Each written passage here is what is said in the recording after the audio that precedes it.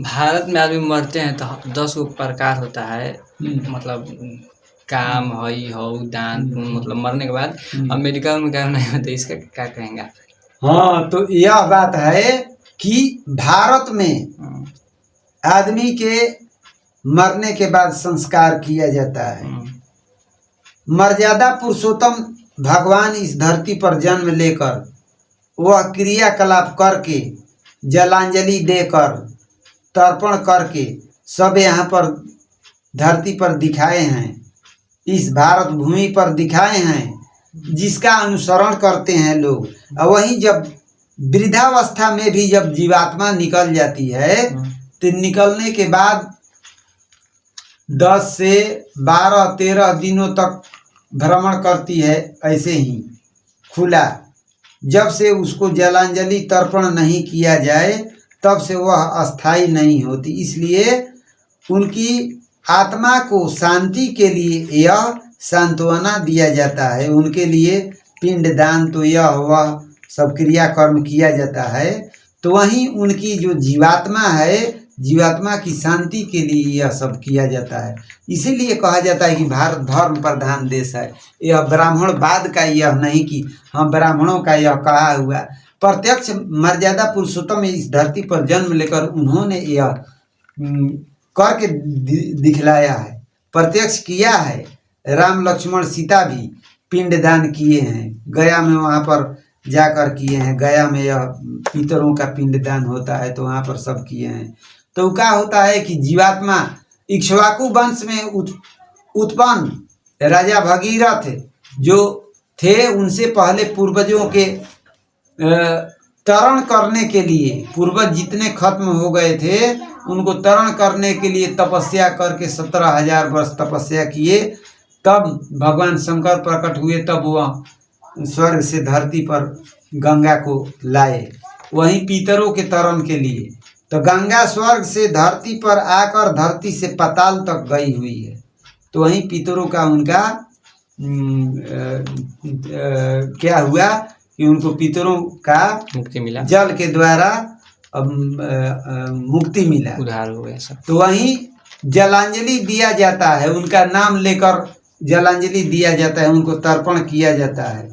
यह इसीलिए भारत को धर्म प्रधान देश कहा जाता है, क्योंकि धर्म के मार्ग पर भारत के लोग चलते हैं। भारतवासी धर्म के मार्ग पर हमेशा चलते हैं, धर्म का अनुसरण करते हैं, धर्म का महत्व समझते हैं।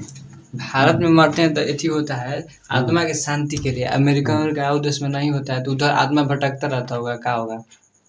दूसरे जगह ईश्वर के इस भावना को, इस दृश्य को लोग नहीं समझ पाते हैं। बहुत से लोगों को यह बात होती है कि सब व्यर्थ है, यह कोई अच्छा चीज नहीं है, ये झूठों के अपने मन की शांति के लिए आदमी करते हैं, ये सब व्यर्थ है।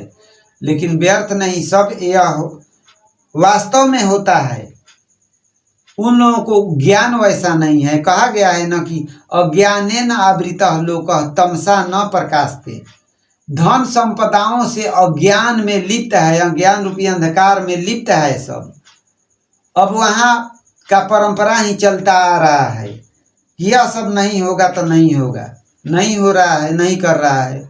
लेकिन हम लोगों के यहाँ धार्मिक ग्रंथ के माध्यम से, रामायण महाभारत के माध्यम से यह सब देखा जाता है, जाना जाता है कि परमात्मा ऐसे किए हैं, उनके अनुसार लोग अनुसरण करते हैं इस धरती पर, भारत भूमि की धरती पर।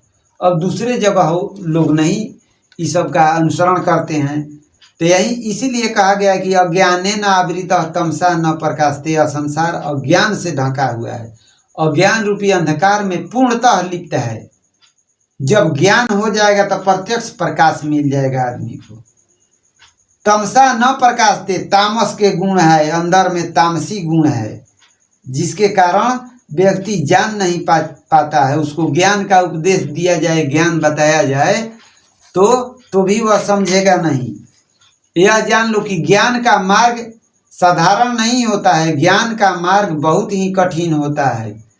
ज्ञान के मार्ग पर चलना, ज्ञान को प्राप्त करना बहुत ही कठिन है। उतना कठिन है जितना कि हवा को बस में करना कठिन है। ऐसे ही किताबी ज्ञान तो एक साधन मात्र है, लेकिन आध्यात्मिक ज्ञान जब से नहीं होगा तब से वो किताबी ज्ञान का कोई वैल्यूएशन नहीं।